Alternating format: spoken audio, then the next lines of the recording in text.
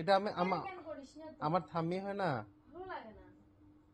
না তোমার খানো হয় না, আমার মা হয়। তাহলে আমি কোথায় যাব? তুমি ওই ঘরে যাও। আমি কার কাছে যাব?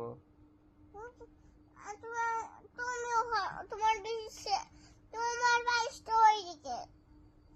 তুমি যে আমার মা হও, না আমি দুধু খাবো না?